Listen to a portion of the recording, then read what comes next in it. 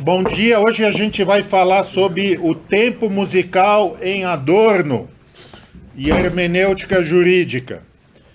Eu li essa tese da USP, do Dr. Eduardo Socha, e escrevi isso para ele.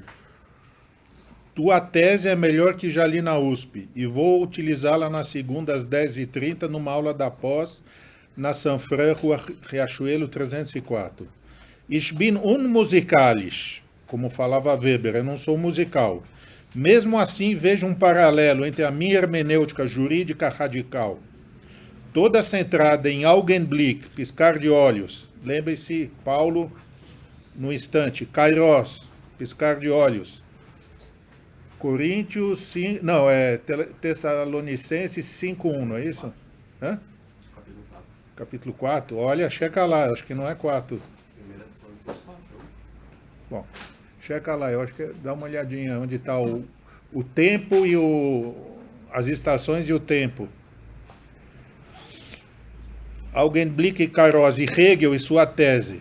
Você gostaria de assistir eu barbarizar sua tese na segunda ou prefere me ensinar antes como se sente o Kairos do Opus 111 de Beethoven? Aí veio a resposta dele. Caro professor, agradeço os comentários sobre a tese e fico contente que haja paralelos com pesquisas na área jurídica. É isso que eu vou tentar provar hoje para vocês. A referência ao Kairos e Augenblick, no caso da reflexão musical de Adorno, vem de sua leitura de Benjamin, em especial as teses sobre a história. Adorno usa esse conceito para compreender a temporalidade do período médio de Beethoven.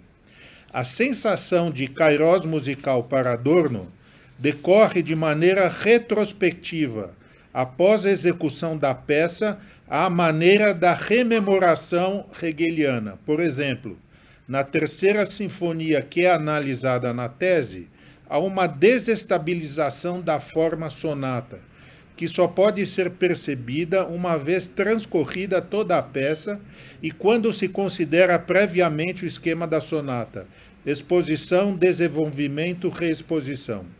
Em função da desestabilização e da valorização da seção central da forma sonata, desenvolvimento, no primeiro movimento dessa sinfonia, Adorno diz que temos a impressão que a peça não durar 15 ou 17 minutos, mas um único instante, Augenblick. Daí que ele não pode vir na aula na segunda, então eu vou barbarizar um pouco sobre o tempo musical. Adorno era músico, ele era compositor da escola de Berg. E essa é a chamada segunda escola austríaca. Qual que é a primeira escola austríaca? Beethoven e Mozart. Então, existe uma tradição que começa em Beethoven e vai para a segunda escola austríaca, que é Berg, Adorno, que é um compositor menor, e Schoenberg, que fez a dodecafonia. Qual que é a relação entre a minha hermenêutica jurídica radical, que é baseada em HHH, Hegel, Husserl e Heidegger, e Adorno? Adorno desgostava de Heidegger. Ele muito crítico à filosofia de Heidegger. Mas a minha hermenêutica radical, ela, no finalzinho, ela tem uma girada, ela faz um giro no sentido dialético. E é isso que eu vou explicar hoje, sem querer fazer um sincronismo entre Adorno e hermenêutica radical. No fundo, eu acho importante que a gente entenda não as palavras, mas os conceitos. Então, para nós, o direito é experiência. Para Reale também o direito à experiência. Para Hegel, o direito à experiência. Só que o que é o conceito de experiência para Hegel? Adorno fala que a filosofia é experiência, Heidegger fala que a filosofia é experiência. Eu falo que a hermenêutica é uma fusão de horizontes. Gadamer fala que a hermenêutica é uma fusão de horizontes. Heidegger fala que a hermenêutica é uma fusão de horizontes. Os professores da PUC, os positivistas também interpretam as coisas como fusão de horizontes. Quer dizer, isso virou um jargão da inautenticidade. Então, em que sentido a gente faz esses termos que são comuns, por exemplo, à tradição da hermenêutica e à tradição adorniana? Por exemplo, o que é comum na minha hermenêutica radical e na visão da filosofia de Adorno? A primeira é a ideia de que Hegel é o fim da história. Isso daí é uma coisa que nenhum de vocês podem até ser simpáticos e falar que vocês concordam, mas nenhum de vocês concorda com isso. Mas eu e Adorno, nós achamos que a hermenêutica, que Hegel é realmente o fim da história. Ele escreve isso. E a primeira escola de Viena fez o contraponto a Hegel. Isso foi, de alguma maneira, os ideais de 1789, eles foram transmitidos na música por Beethoven. Ou seja, existe uma equivalência entre o fim da história em Hegel e o auge da música em Beethoven. Mas, professor, nós que somos do modelo antigo do MEC, a gente teve filosofia no secundário e nós estudamos para as crianças teoria crítica. E para a teoria crítica, de alguma maneira, ele segue a tradição marxista e a música também, como a arte, é ideologia, é falsa consciência. Como é que Beethoven é o fim da história e como Hegel, e a música é a falsa consciência de que falava Marx? Então vem aí a visão estética da escola crítica do direito, que é uma visão que deve muito a Lukács. Lukács, que era o maior pensador da estética do marxismo. É o que falta no direito. Não existe um bom pensador do direito como Lukács para a estética, porque direito é tão pouco falsa consciência como a arte é falsa consciência. Tanto que Lukács, ele mostrou o caráter emancipatório do romance burguês. Balzac era um romancista, ele não era falsa consciência, ele tinha traços de realismo que apontavam para uma redenção social. Na descrição dos banqueiros, da burguesia, e mesmo que o próprio Balzac fosse um ideólogo da classe dominante, ele conseguia fazer uma obra de arte que tinha um motorzinho dialético. É isso que falta na hermenêutica radical de Heidegger, que vem da teoria de Frankfurt, que é a questão da dialética. Não que Heidegger não tenha dialética, mas Heidegger, quando ele faz a ideia do ser que oculta o Dasein na existência, ele, de alguma maneira, ele se fixa na metafísica da presença. E ele não vê essa possibilidade de você... Ele só fala em desocultar, mas ele não fala em emancipar. Esse é o ponto. Por isso que eu falo em fusão de horizontes, mas as minhas conclusões jurídicas são totalmente diferentes da escola gadameriana do direito. No Brasil, do sul, da Unisul até o Acre, todo mundo fala em fusão de horizontes como hermenêutica. E eu chego a resultados diferentes. Então, por exemplo, o Ives Ganda da Silva, entrevistado na Globo News, sobre tudo. Eu discordo de 100% do que ele fala, apesar de eu ter sido monitor de direito romano do filho dele que me levava na Opus Dei para estudar direito romano. Eu sou dessa escola, né? A gente é dessa escola bíblica, mas na hora H a nossa interpretação é diferente. Então, o Ives fala A, eu falo Z. Então, perguntaram lá, o que você acha do julgamento do Sartori? Excelente, porque aquilo não houve uma individuação da pena. Mas isso é contra os ideais de 1789, é contra os direitos humanos, aquele massacre. Foi um massacre contra os direitos humanos. Mas por que se a gente segue a mesma fusão de horizontes? Porque existe algo errado na fusão de horizontes de Gadamer. que é esse conservadorismo. Porque a fusão de horizontes de Gadamer tem um conceito de temporalidade que não é o conceito da temporalidade de Beethoven e que não é o conceito da temporalidade do decafonismo, porque para Adorno a música não é falsa consciência, a música é um lamento, a música é voz do sofrimento, a música é voz dos oprimidos. Esses são os ideais de 1789. E a estética modernista conserva isso. É por isso que Adorno, no Versuch über Wagner, que Schmitt, um grande conservador, que era um hegeliano também, mas um hegeliano de direita, dizia Mordversuch über Wagner, tentativa de morte sobre Wagner. Porque o que Adorno critica em Wagner não é que ele era antissemita, precursor dos nazistas, racistas, etc. Ele critica em Wagner o seguinte: Wagner, ninguém sabe, ele era um das barricadas da Revolução. Ele era um revolucionário social. Só que ele abriu esse ideal de revolução e ele quis fazer o Gesamtkunstwerk, a obra de arte total. E a crítica de Adorno, por isso que eu convidei, mas no final a técnica, você vai dar a técnica. A crítica de Adorno é uma crítica técnica, não é uma crítica ideológica. Wagner não é ruim. Isso é... Interpretação jurídica é uma interpretação de verdade, tá? Os relativistas que me desculpem.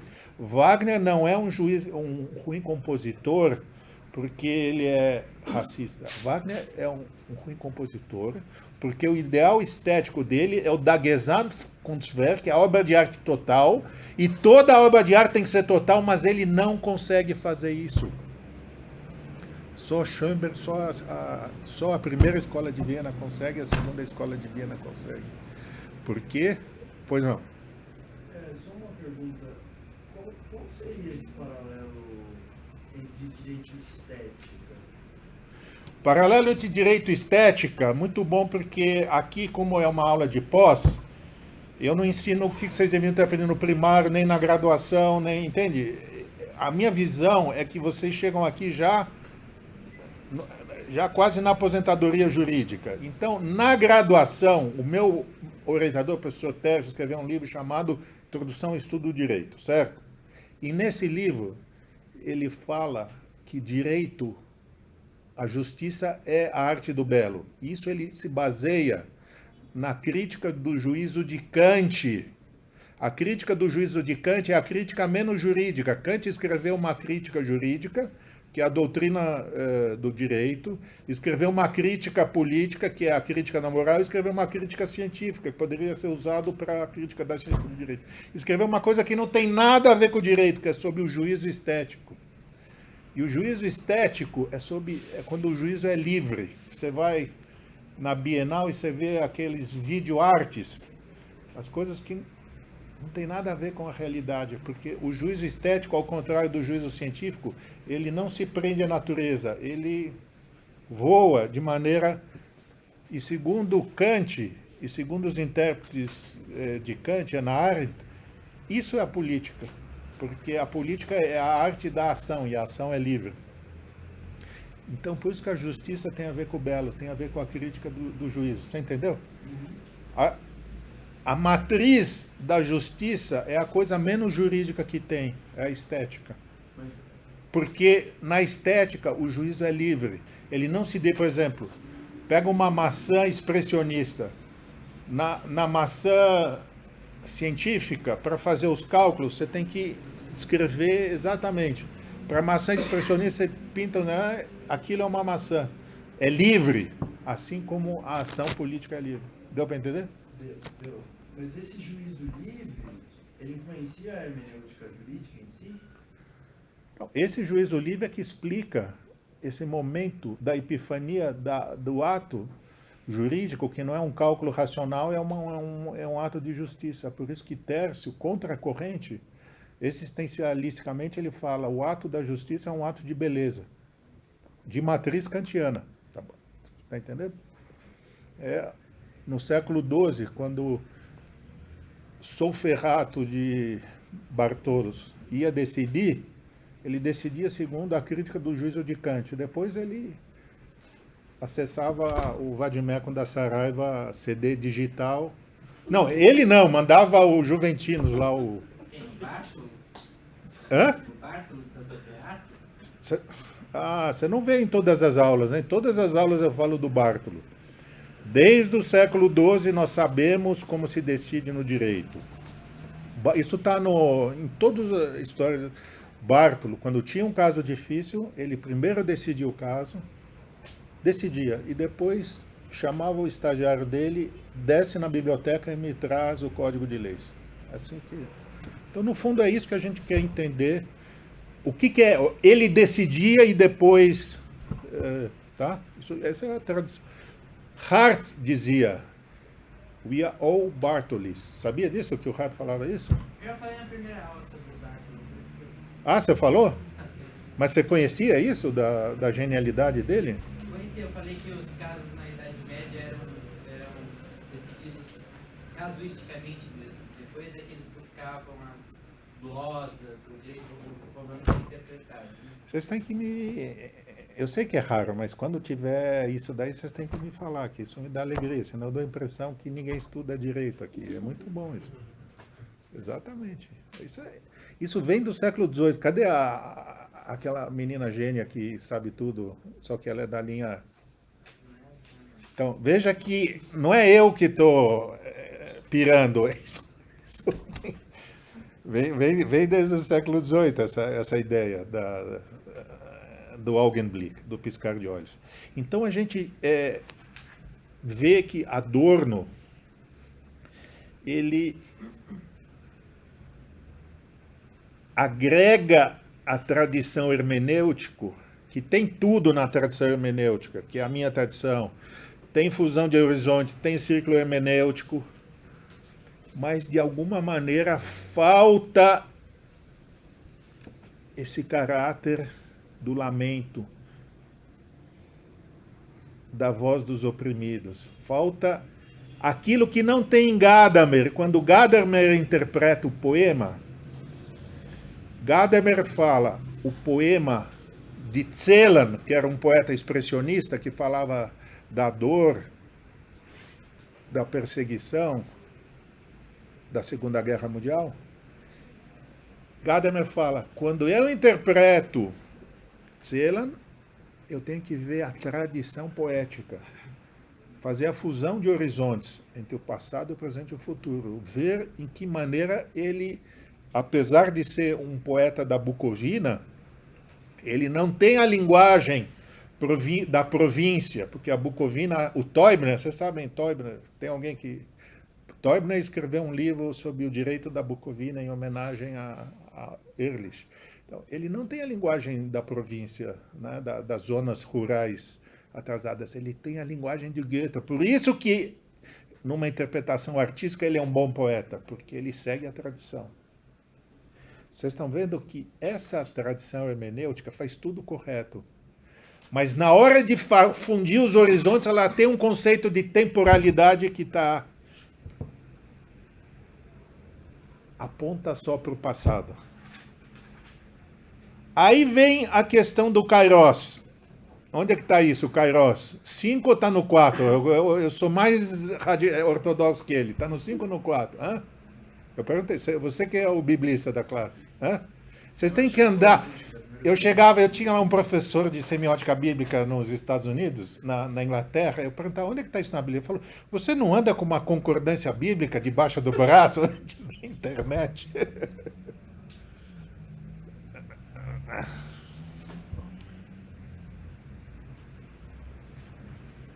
Fica... Dei uma checada, você é 1 Coríntios 15, 42. Não. 1 Tessalonicenses 5. É o que eu falei, não 4. Vocês não têm que fazer penitência, né? Vocês então é diferente lá, é mais livre. 5, Kairos. Então, aquele momento, o problema da hermenêutica radical, heideggeriana, é o conceito de temporalidade, que não é dialético. porque não aponta para a voz do lamento, a música como a voz do lamento. Ou seja, Adorno, ele consegue ver na música não apenas uma ideologia situada na sua época, ele consegue ver um caráter emancipatório. Só que qual que é a grandeza de Adorno? Porque nós falamos que a história termina em 1789. Ele fala a mesma coisa, depois nós vamos ler os trechos aí, que a música também. Só que os ideais de 1789 não foram aceitos. Daí a necessidade de você fazer novas músicas de acordo com a tradição. Veja a diferença de Gadamer. De acordo com a tradição, de acordo com Goethe, de acordo com Hegel, de acordo, adaptados ao presente, mas que tem o mesmo caráter emancipatório da ode que Beethoven faz, que ele pega do Schiller. Como é a ode a... Ele pega na nona sinfonia, é na quinta... Ode e Alegria, que é um verso de liberdade do... Mas hoje, 25 de dezembro, que dia ele está hoje? Bom, enfim, no dia 3 de outubro, nós não temos mais como fazer Ode e Alegria. Essa é a questão. E aí é que vem, então, acabou a dialética da emancipação, só tem lamentos, não tem mais a ode da alegria, e aí é que vem essa tese, tempo musical em Adorno, no late Beethoven, que o late Beethoven, ele já prepara a dodecafonia, ele já prepara a segunda escola de Viena, quando, aí a parte técnica que eu não sei explicar, são sinfonias não tão estéticas, são sinfonias cheias de rupturas, cheias de quebras, que ele, nessa quebra, ele já mostra que a temporalidade não é um contínuo em direção ao progresso tranquilo, é um contínuo cheio de bloqueios. Quem que tem o conceito da história, que a história não é um contínuo em direção a um progresso, que é a visão ortodoxa hegeliana, mas é um Janus bifronte, onde a pessoa está amarrada aos destroços do passado e é arrastada contra a sua vontade para o futuro. Quem fala assim? Benjamin. Esse é o conceito de Adorno do Kairos, o conceito paulíneo. O anjo da história, quando ele interpreta um quadro do Klee, é um anjo que está com as asas chamuscadas de fogo. Por que as asas estão chamuscadas de fogo? Porque 1789 acabou e veio a reação. E o que fez a reação? Destroços em cima de destroços na história. E o anjo da história, que para Hegel é aquele que deveria sempre... A marcha da história é a marcha do progresso, ele só vê destroços, ele não vê o progresso. Mas aí é que vem Adorno. Nem por isso não existe redenção. A redenção é quando o anjo da história, contra a vontade dele, vem um sopro do paraíso e o joga para o futuro. Eu vou dar um exemplo da estética adorniana, que é um conceito de redenção estética, redenção pela música. Tá? Quem é músico sabe disso. É o que sobe é a música. Na Mínima Moralia, em 78, ele comenta o conto da Branca de Neve. Eu não vou... É muito interessante e jurídico também, porque Grimm, que fez o conto da Branca de Neve, ele era um jurista constitucionalista, tá? de Göttingen. Então ele escreveu um texto chamado A Poesia do Direito, em 1828, que originou a escola histórica do direito. Então isso é jurídico. Mas eu não vou não vou ver o comentário dele sobre a Branca de Neve, só para explicar para eles o que é esse tempo histórico, que é um tempo que ainda tem uma emancipação. No final, comentando esse conto da história, ele fala o seguinte: quando a Branca de Neve, Aí ele pega a verdadeira interpretação de Grimm, não dos estúdios Disney, né? Porque é a indústria cultural que... Na Branca de Neve, depois que o príncipe dá um beijo na princesa, ela acorda sem nenhuma felicidade e fala, vamos em frente, entendeu? Tá no Grimm isso. Aí Adorno fala, die Wahrheit ist nicht zu scheiden von den Wahn. A verdade, a gente está falando de interpretação verdadeira do direito, porque o massacre do Carandiru é um atentado a direitos humanos que jamais pode ser perdoado. Die Wahrheit ist nicht zu scheiden von den Wahn, não pode ser separado da ilusão. Ou seja, é tudo ideologia. A verdade ideológica, como dizia Marx. Esse conto do Grimm não tem, a mulher nunca fica feliz na história. Das aus den Figuren des Schein einmal durch scheinlos die Rettung hervortrete. Mas que das figuras da aparência alguma vez scheinlos, sem aparência, vem a salvação. Ou seja, ele comenta, ele percebe que a princesa acorda de uma maneira estúpida, que o príncipe é estúpido, é um final estúpido, não tem um happy ending. Mas quem sabe essa arte, que é falsa, ideológica, ela não pode ser, algum dia virar scheinlos, não pode ser como a Heroica de Beethoven, não pode ser uma verdadeira arte emancipatória que aponta a salvação. Isso daí é Benjamin, isso é o tempo histórico, é isso que falta em Heidegger. Porque Heidegger, ele só fala da aletheia e aquilo que está oculto, mas não há uma transformação da realidade, não há uma criação jurídica, não há uma transformação jurídica no sentido dos ideais de 1789. Pois não? Não atrapalha. Eu não sei falar de música, eu estou enrolando vocês. Né? Mas eu vou ler um pouco a tese dele. Tem essa coisa da aura, né? É. A aura da arte, e que provocaria essa espécie de catarse, Isso. não sei, que teria caráter emancipatório. Isso. Né? Então, fica de fora, na análise de Frankfurt, o cinema e o jazz, por exemplo. Isso. Naquele contexto aí, tem várias leituras à frente que vão discutir isso à exaustão. Certo. O que eu fico pensando eu estava discutindo semana passada numa disciplina que eu dou monitoria, a questão da universalização e aquele texto do Italo Calvino, o motivo de ler os clássicos. É melhor ler os clássicos porque é melhor não lê-los. E por que é que a cultura burguesa se universaliza e se transforma num currículo, digamos assim, né? E aí eu fico pensando, o que é que Adorno, o que é que Benjamin pensaria do rap, por exemplo? Porque eu acho que facção central precisa ser universalizada. A gente falava de universalização aqui antes do seminário. Então, não sei, eu queria soltar essa... Meu filho veio aqui para a Bienal, o último vídeo musical que ele fez na Bienal são todos alemães, típicos alemães, fazendo rap.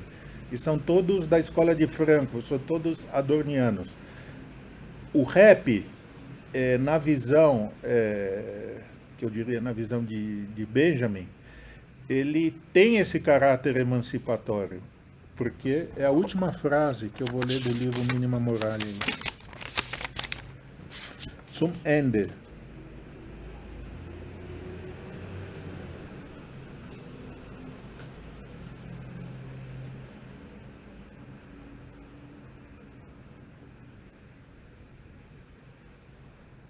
A filosofia, wie sie in angesichts der Verzweiflung, a filosofia como diante do desespero ela se coloca, seria a tentativa de olhar todas as coisas sob a perspectiva da redenção. Então, a questão do rap é uma questão de libertação da periferia, dos negros. É uma arte de redenção. O problema do Adorno com jazz não é a arte do jazz, a arte dos negros, é a utilização disso na indústria cultural para anestesiar qualquer busca de aspiração de transformação social efetiva. A mesma coisa no cinema. O problema não é o cinema, o problema é o cinema de Hollywood.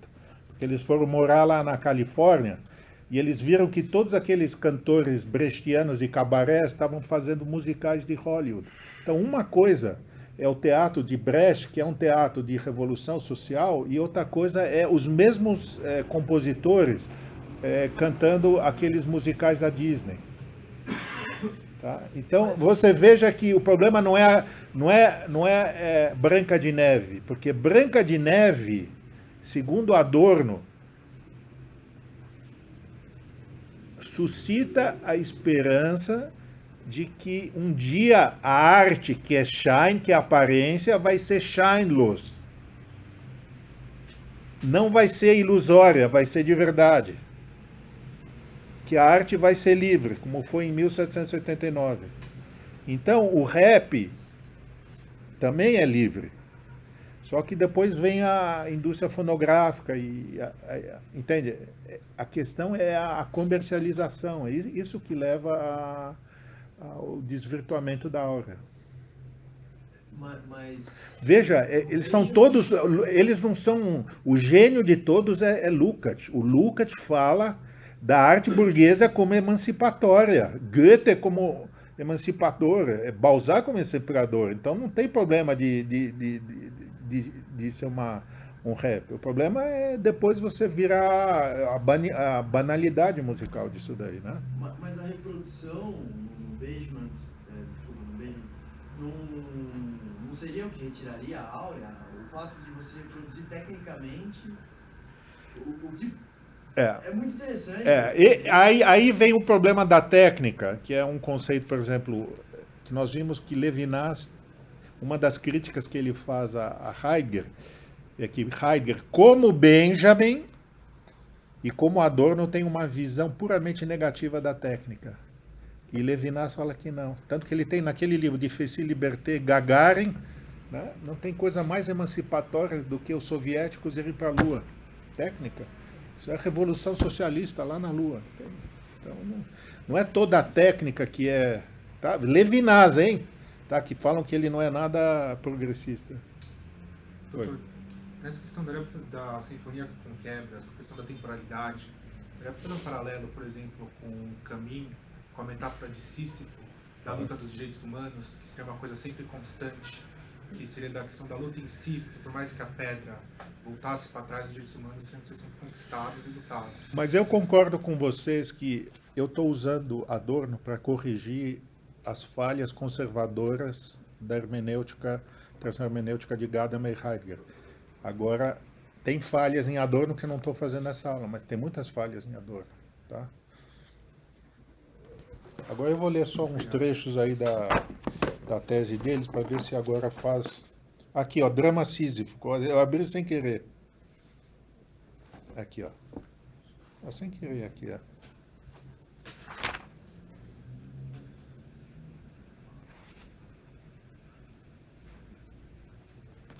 O tempo do agora, 5.1, hein? Isso é o tempo do agora, Kairos. Emerge da descontinuidade provocada pelo Kairos. E essa quebra de continuidade da cronologia tranquila, isso é o Leit Beethoven, que prefigura o dodecafonismo, que imobiliza o fluxo infinito do tempo homogêneo e vazio, dá lugar ao salto, ao surgimento, Ursprung, do passado no presente. É isso que não tem Heidegger, porque o Ursprung do Heidegger é sempre arcaico. Você percebe?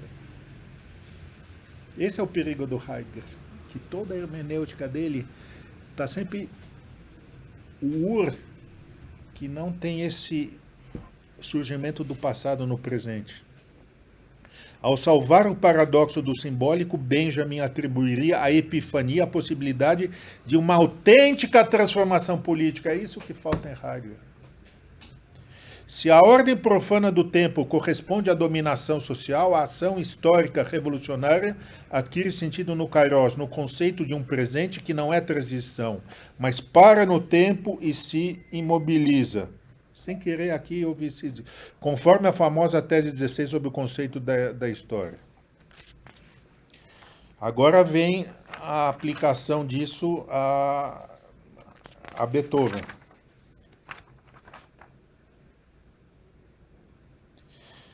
É no tempo, só que aqui ele fala de Mahler, tá? Que também tem uns cantores, os músicos do bem, que é Mahler, Beethoven, os austríacos, e os maus é Wagner, Stravinsky e outros.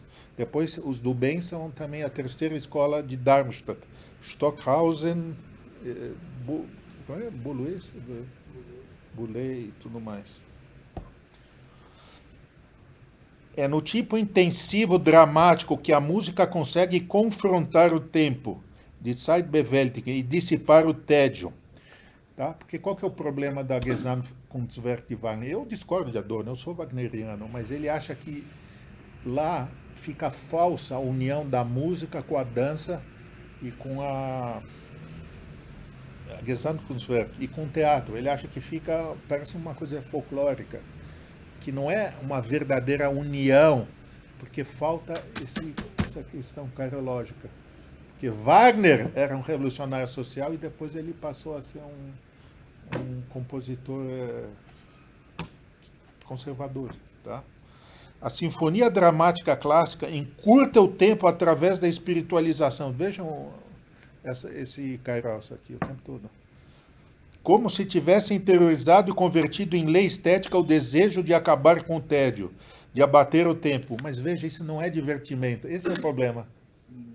O problema não é o jazz como divertimento. Tá? A diversão é a falsa consciência. Isso. Se a Langweile abarca toda a música anterior ao classicismo, é porque então prevalecia a ordem do tempo profano do mundo sobre o tempo da experiência individual. A música pré-clássica, pré-Beethoven, pré-Hegel, caracteriza pela impossibilidade da construção estética do tempo. Também convém insistir que a constelação, para caracterizar o tipo intensivo Augenblick, luta contra a Langweile, contra o tempo mítico empírico. Esse é o problema do Wagner, que é o problema do Heidegger. Eles remitologizam a música, eles querem voltar a um mito irracional. E nós, hegelianos, nós somos modernistas. 1789 é o auge da história, não é lá na época do Siegfried, dos Nibelungos e da Braunhilde, entendeu? E quando você perdeu o ouro lá naquele rio, em Ribeirão Preto, não, é 1789 que aponta para o futuro. Ele retorna no ensaio sobre Wagner quando se descreve o gesto sinfônico do Beethoven como aquele que converte a passagem do tempo em instante, Kairos de novo, em contraposição ao gesto espacializante de Wagner. Qual é o problema? É o mesmo problema do Carl Schmitt. O nomos para Carl Schmitt, o verdadeiro nomos, é um nomos espacial, um nomos territorial. O verdadeiro direito tem que ser um direito, né, que se espalha na terra, é um direito telúrico. Isso daí é um mito, são mitos arcaicos. O próprio Heidegger fala muito da morada. Olha, o próprio Adorno fala em Augenblick. Graças, isso veio via Benjamin, via Paulo, né? Porque Benjamin era paulino. Graças à sua integração, a grande música lida com a passagem do tempo, fazendo-a mais curta, até chegar ao dodecafonismo. Depois você vai tocar no piano tudo isso, né? Mostrando da heróica. Sua habilidade de livrar o tédio torna-se em momento da própria música, Bartolo, aquele momento da decisão, e de sua autonomia. Isso eu não saberia explicar, por isso que eu pedi que ele chegasse aqui. A música é tão genial, porque a verdadeira redenção não é linguagem. Adorno acha que a linguagem é corrompida. Veja a linguagem jurídica, né?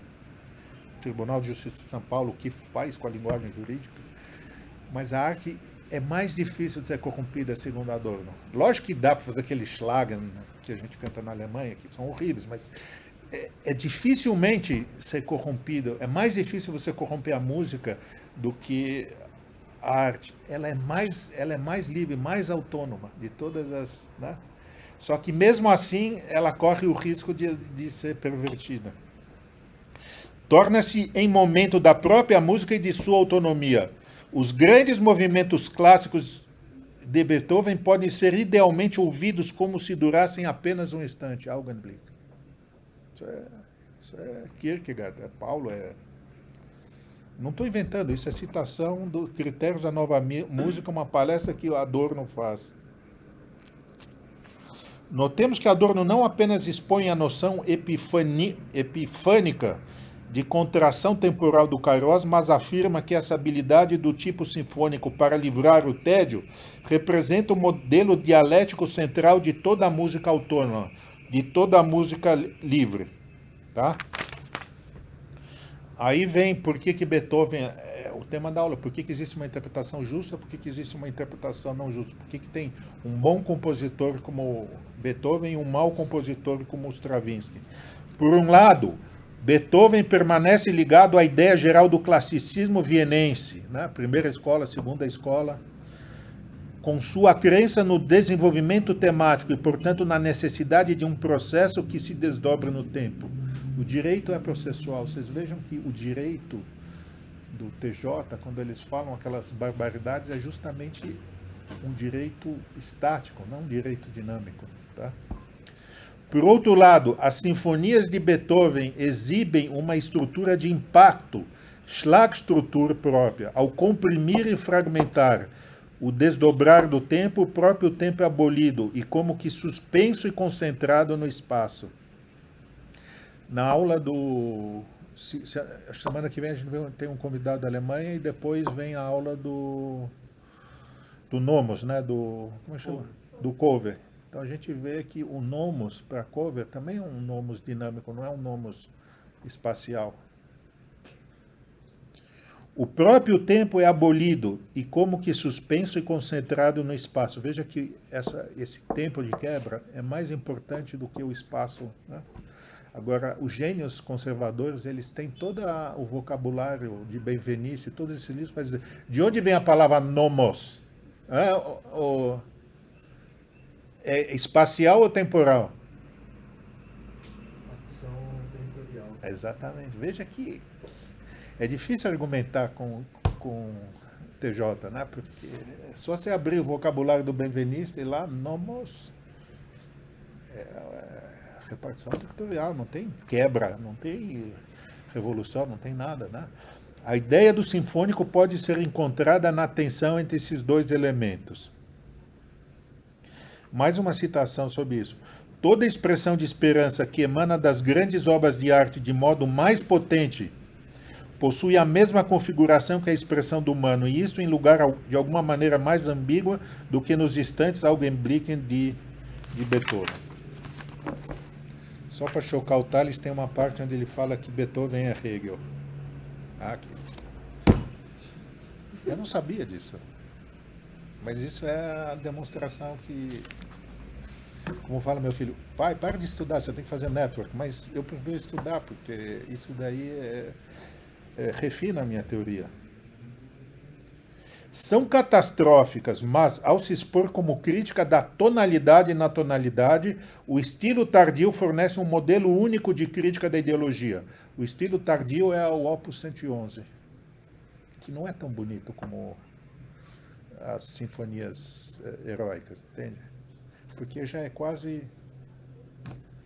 É nesse sentido que podemos finalmente compreender a veemência da afirmação adorniana. A música de Beethoven é a filosofia de Hegel. É, porém, mais verdadeira que essa. Esse é o ponto. Por que é mais verdadeira que Hegel, se Hegel é o fim da história? Porque essa é aquilo que a música consegue, que a linguagem não consegue. A linguagem consegue virar a linguagem do Terceiro Império. Mas a música, aí é que está. Mais verdadeiro que é. Adorno refere-se aqui não ao tipo intensivo, em sua construção da totalidade pelo particular. Ou seja, Hegel tem direitos humanos.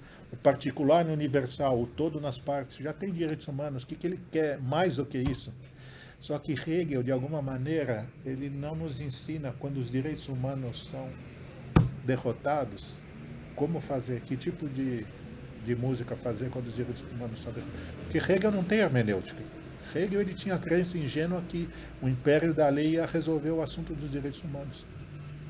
Pegar a filosofia do direito do Hegel, Savigny falava as verdades mais certas do ponto de vista conservador. O que vale essa lei de vocês se eu, como juiz, eu interpreto da maneira como quiser? Aí Hegel dizia, quando Napoleão edita uma lei, todas as bibliotecas Gentium Maculatur não valem nada. Será? O que vale mais, o Sartre ou o Napoleão? É uma questão, né? O intérprete da lei, então, é a hermenêutica. Adorno refere aqui não ao tipo intensivo em sua construção da totalidade pelo particular, nem ao extensivo, mas ao estilo tardio, ou seja, não, o Beethoven clássico é Hegel, a música dele é direitos humanos, é a ode e alegria, é o particular no universal, é a reprodução direta, digamos assim. Mas o tardio não, porque o tardio, a Revolução, Napoleão já morreu. Então o que faz Beethoven?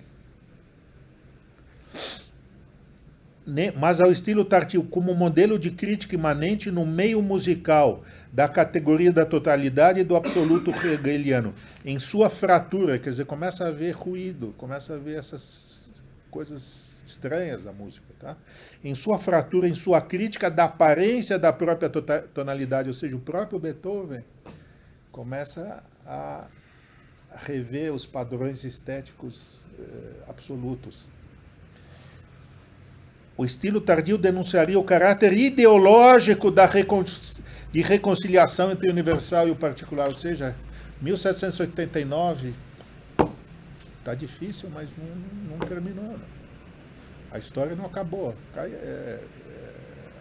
Congresso de Viena, 1815. Proveniente do modelo liberal clássico da sociedade burguesa na qual se inscreve.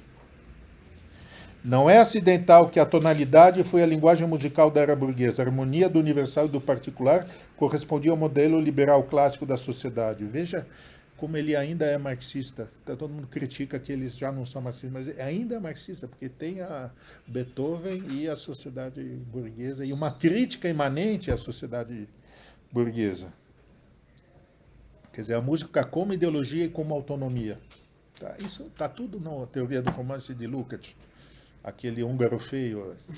Não, tem pessoas geniais. 1920 tá tudo já. Não tem muita coisa nova depois que ele escreveu aquilo lá. Tá? Bom, aí vai a.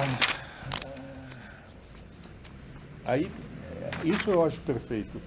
Para Adorno, a música de Beethoven é mais verdadeira que a filosofia de Hegel, pois abre mão de um conceito positivo de verdade, superando a síntese conceitual pela força estética de uma unidade dispensada de juízes. O estilo tardio evidenciaria, afinal, que o todo não é não verdadeiro, dito por extenso a própria dialética negativa. Aí é que vem a correção da teoria crítica, a dialética positiva de Hegel. A gente tem que ver quando os ideais de 1789 foram aparentemente bloqueados na história, como é que a gente continua ainda a pensar na redenção, já que ela parece shine. Só que Adorno fala, existe a redenção quando a realidade se transformar shinelos, sem aparência. Num livro chamado, que ele nunca publicou, chamado, e com isso eu termino e passo a palavra ao Pedro, que vai fazer a execução musical de todas essas sonatas. Pelo menos você lê a parte da filosofia da música, quando ele fala que não é juízo de valores. Tá?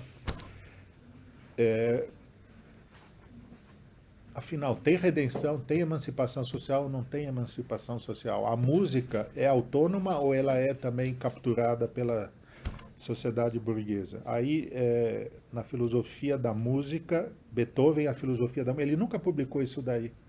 Porque se ele publicasse essa filosofia da música, ele ia dar razão a mim. Que eu falo que existe uma compatibilidade entre a hermenêutica radical de Heidegger que a teoria crítica. E a grande crítica que Adorno faz a Heidegger no jargão de autenticidade é que a teoria de Heidegger é uma teoria mística e supersticiosa que tem mais a ver com religião do que com filosofia, porque a filosofia ela tem que ser secular. Mas na filosofia de Beethoven ele começa a pegar temas teológicos. Então perguntaram para ele o que é a música como... O tempo todo você fala Erlösung. O que é a música como Erlösung? Como redenção. Então ele falou, está no Salmo 104. O assessor para concordância bíblica. Tem aí?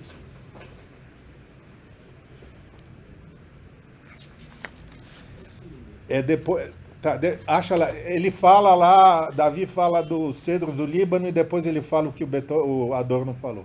Faz a pergunta aí. Então, se a minha compreensão de Hegel, se a minha compreensão de Kant é a minha de Hegel, pior ainda. Mas assim... Até agora você falou tudo perfeito, só contra Adorno, mas eu também acho que Adorno é perfeito. Tá?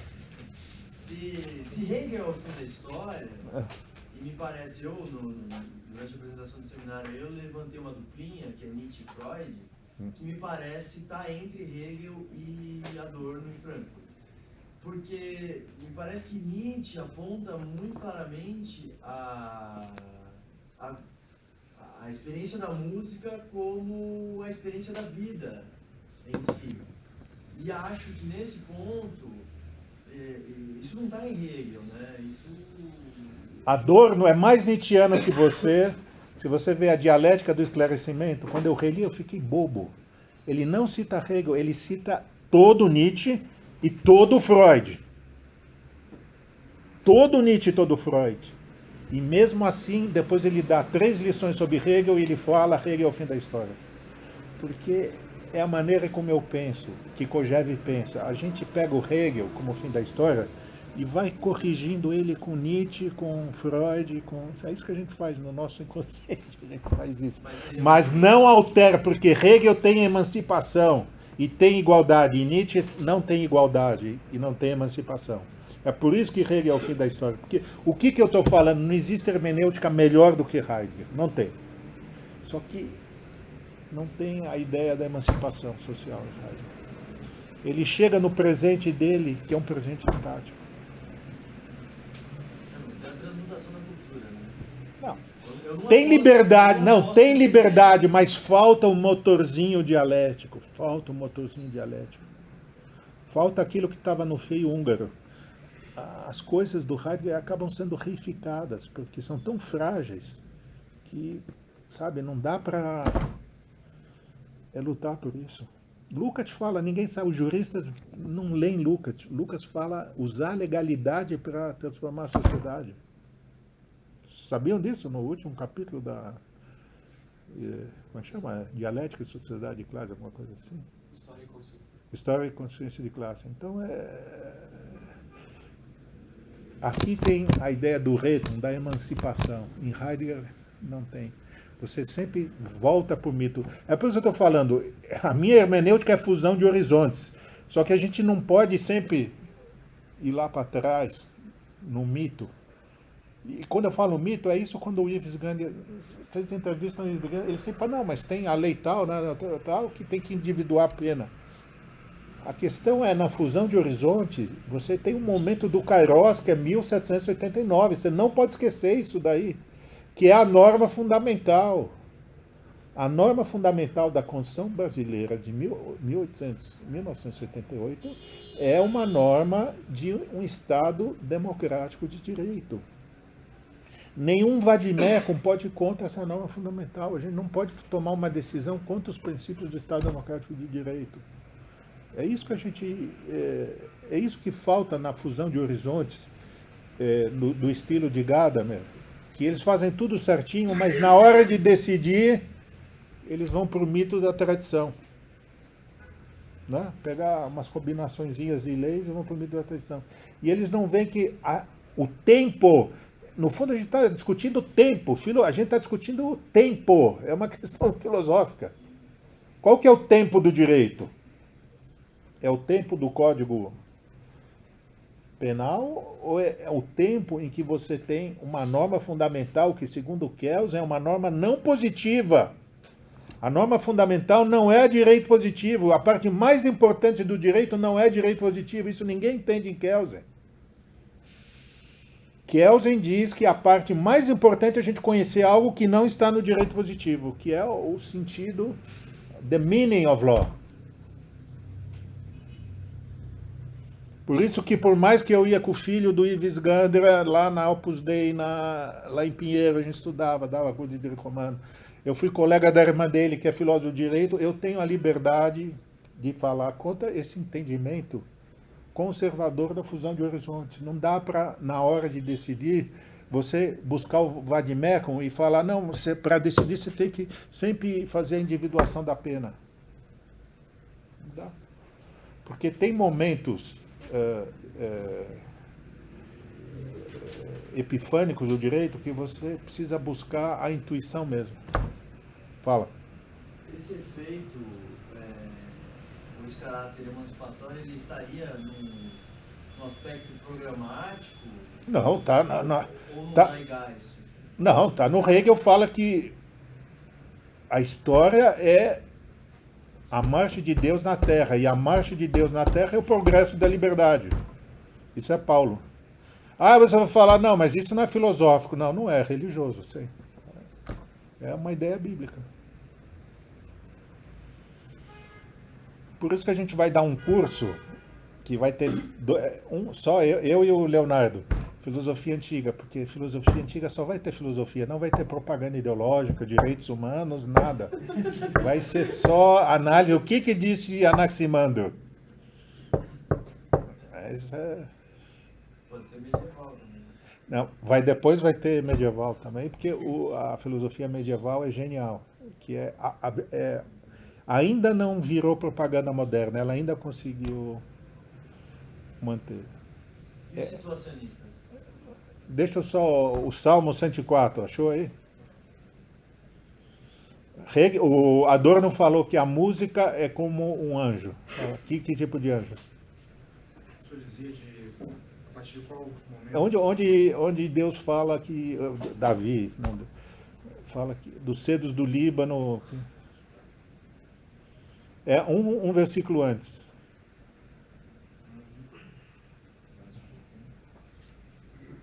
Quem me deu bronca do Concordância, você conhece Bernard Jackson? A Heloísa não está aí hoje, né? Essa Heloísa. Põe na lista negra.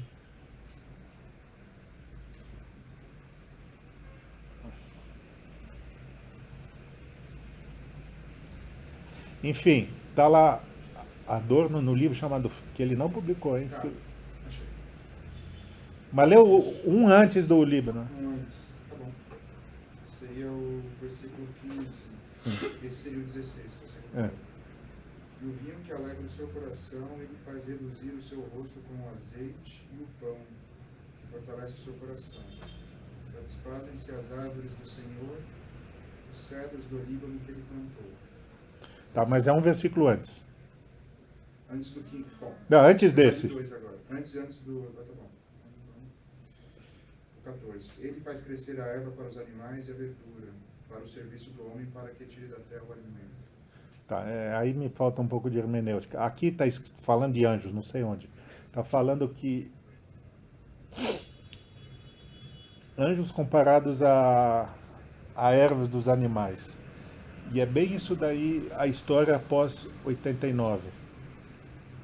Beethoven cria sinfonias heróicas e depois, Congresso de Viena, ele faz uma música, quase uma música tonal. O que é a música? A música são como esses anjos que Deus cria no segundo dia da criação. Ele cria e no terceiro ele mata. Então, isso que é a música. Agora é você. Anjos de vida curta. A música são anjos de vida curta, de um dia. Bom dia, pessoal. Prometo que eu serei breve, porque eu também não sou músico, então vou enrolar vocês. Mas eu só desenhei aqui rapidinho, né, uma escala cromática aí de um piano. Se você falar alguma besteira, alguém entender mais de música aqui, pode me corrigir, por favor. Mas basicamente o que Adorno ele vai falar aqui na filosofia da nova música, que ele vai diferenciar a música da nova música, ele vai falar o seguinte: a música ela é dominada pelo sistema tonal. O que isso quer dizer? Como a gente constrói acorde? Tem uma regrinha simples de construção de acorde, que é tom, tom, semitom. Então quando você parte de dó, você vai pular um tom, depois você procura o semitom. Então quando você toca essas 3 notas aqui, você tem o básico de um acorde de dó. Por que isso é importante? Maior. Depois você faz as variações. Você faz dó menor, você varia um semitom, dó maior, você varia outro semitom. Você constrói uma dissonância em cima do acorde de dó. Mas toda a sua música, você vai estruturar ela a partir do referencial central, que é a nota de dó. Isso quer dizer, a maneira mais simples de você entender isso é indo lá no cifras.com, escolhendo uma música do Wesley Safadão, e aí você escolhe qual o tom central. Se o tom central for dó, você vai tocar todos os acordes da maneira básica, que você está vendo, que você consegue construir com essa regrinha básica, que é o tom, tom, semitom, aí você adiciona os bemóis, os sustenidos. Mas se você mudar lá o tom da música e colocar em Ré, então eu subo um tom da minha nota central, deixa de ser o Dó, passa a ser o Ré. Então esse procedimento de subir um tom, você tem que aplicar com todas as notas que você vai tocar para construir todos os seus acordes da sua cifra.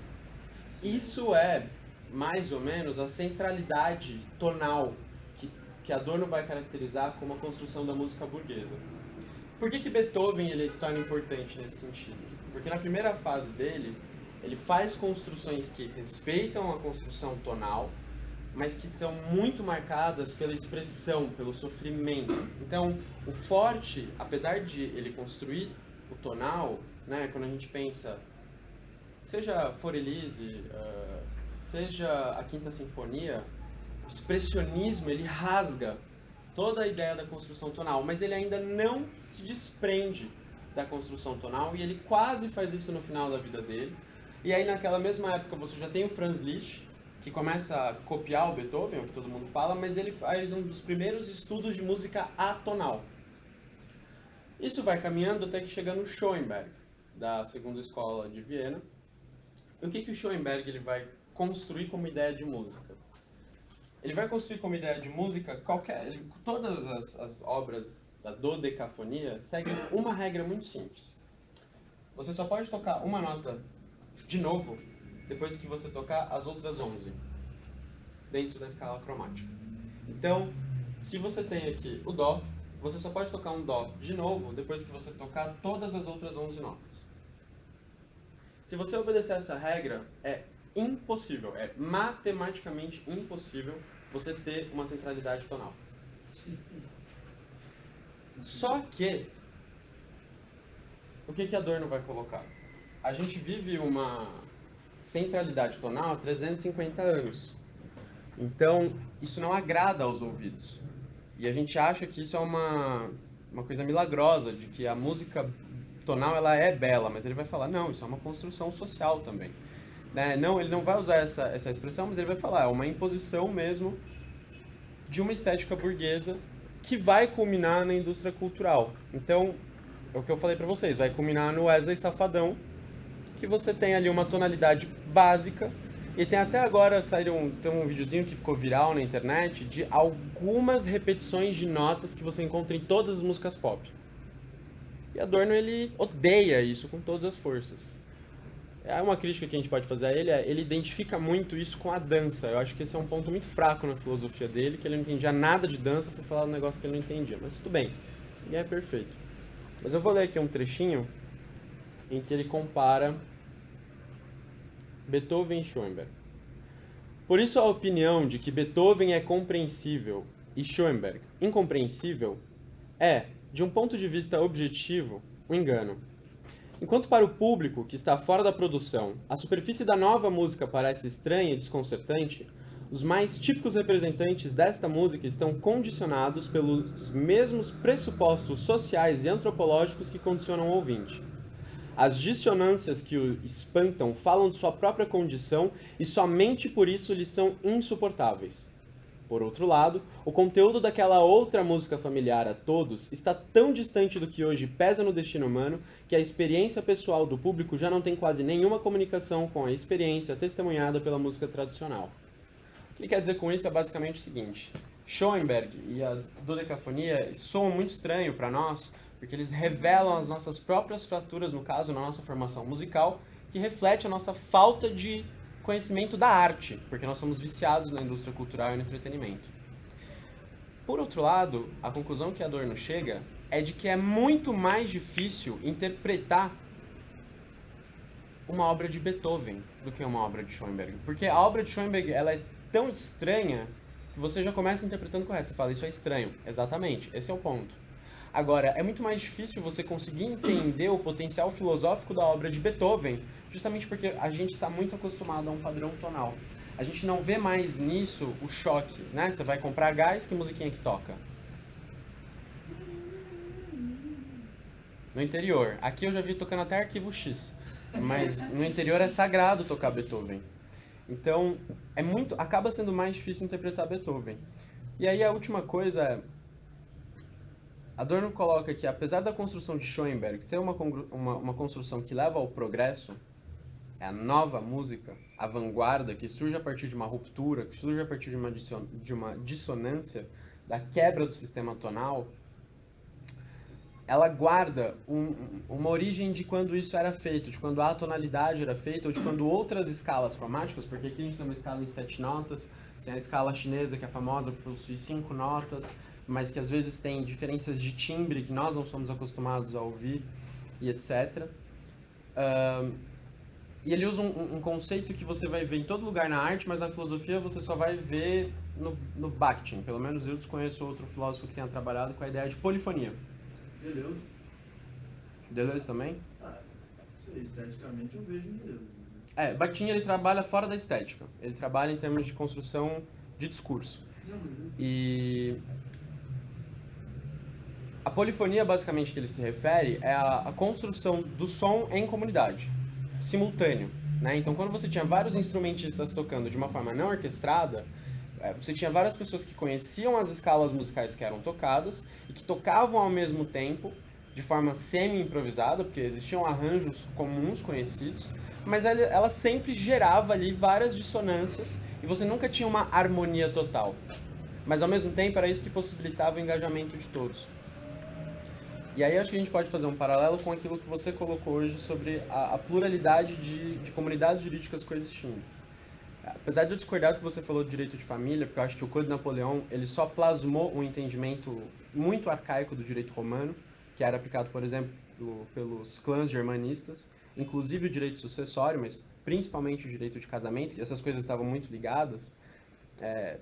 Eu concordo com você que havia, antes do Estado moderno, uma polifonia jurídica que a gente perdeu com a imposição de um sistema normativo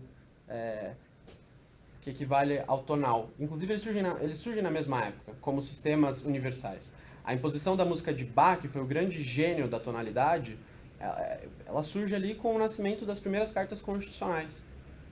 E, inclusive, bom, se vocês quiserem entender um pouco mais disso, tem ali pro público como eu que gosta, mas não entende tanto, tem uns videozinhos no YouTube muito fofos, em que eles animam as partituras de Bach e você consegue perceber o quanto Bach ele entendia e compreendia o sistema tonal e brinca e trabalha com isso. Só uma curiosidade, talvez, é que os instrumentos de arco, por exemplo, eles são capazes de dar algumas notas, algumas frequências que os instrumentos mais modernos não são capazes de dar. Por exemplo, quem toca violão ou guitarra tem os trastes, as casas são determinadas, então só tem essa sequência de notas que você desenhou aí do piano, né? Então, por exemplo, você dá o dó e a nota seguinte é o dó sustenido, ou ré bemol, e não tem um intermediário, uma frequência intermediária. Os de arco sim, porque não tem essa delimitação. E a época de Bach foi interessante na música, por quê? Porque foi a época em que o sistema chamado temperado, que é em que os instrumentos passaram vamos dizer assim, a colocar esses limites, né, de notas, ou você toca o dó sustenido, você não consegue mais tocar nada intermediário, essas duas notas. ele surgiu. E o livro que vai ficar famoso do Bach é o Cravo Bem Temperado, inclusive, né? No prelúdio depois, o Gounod colocou a Ave Maria sobre o prelúdio em dó maior, do Cravo Bem Temperado, justamente delimitando ou diminuindo as possibilidades de música mesmo. Por exemplo, na música árabe, que esses tipos de instrumentos são difíceis de se encontrar, né? Por exemplo, o piano é difícil de encontrar. Hoje em dia você encontra o teclado porque tem uma forma ali, tem um botãozinho que você consegue Tocar qualquer desregular ou destemperar o instrumento, tocar essas menos do que semitons, tocar em intervalos menores do que semitons. Então, Mas isso também explica a morte do órgão. Porque o órgão ele também permitia muito mais dissonâncias do que o piano. Era muito mais fácil, né? A menos que... O órgão tem 3 teclados, né? Pelo menos. Que é o pedal e 2. Depois do curso de Filosofia Antiga, depois do Medieval, pós-graduação Direito e Música. Tem metade da sociologia de Weber é música. Racionalização, isso que eu estou falando, a racionalização da música e a racionalização do Ocidente. Aí você está mostrando que não é bem assim não, porque no mundo árabe é diferente. No árabe não é assim, né? No árabe há muitos intervalos entre semitons, que a gente não está acostumado, por isso que a música soa uma coisa que a gente diz, olha, é exótico. Na verdade, exótico é que permite variações entre semitons, eu acho. E eu particularmente acho que a interpretação da indústria cultural do Adorno, ela não vai até o final. Acho que ele não percebeu o potencial dialético da própria indústria, às vezes, quando você tem ali questionamentos que, por exemplo, Andy Warhol, né, que não é à toa que a maior parte da obra dele não é conhecida, porque toda a obra dele era feita em sátira aos modos de produção industrial. Então, ele que cria a maior parte do que hoje a gente entende de indústria cultural de verdade, ele que cria justamente debochando do sistema industrial de produção de arte. E ele ficou rico fazendo isso, com certeza, mas o que a gente conhece da obra dele, a parte reprográfica de imagens batidas, é um 20avos da obra dele, né? Então, eu acho que Adorno ele era um grande crítico. O conceito de indústria cultural é maravilhoso, mas justamente ele perdeu de olhar no jazz, o que o jazz tinha de inovador, perdeu de olhar na própria pop art, no cinema, etc. O jazz é cromático, a escola cromática. Não é bem tonal. Existem os modos também. Existem os modos, mas existem já 7 modos gregos que são clássicos. Dependendo de qual modo você escolhesse, o lídio, o mixolídio, o dórico, o jônio, a música soa diferente. Bom, eu nunca li Adorno, mas eu fiz um pouco de música. Posso te ajudar em alguma coisa. Então, na lição de casa, mas é voluntário, no estudo dele sobre o jazz, ele mostra como na síncope do jazz você tem uma alienação. Isso eu queria ver.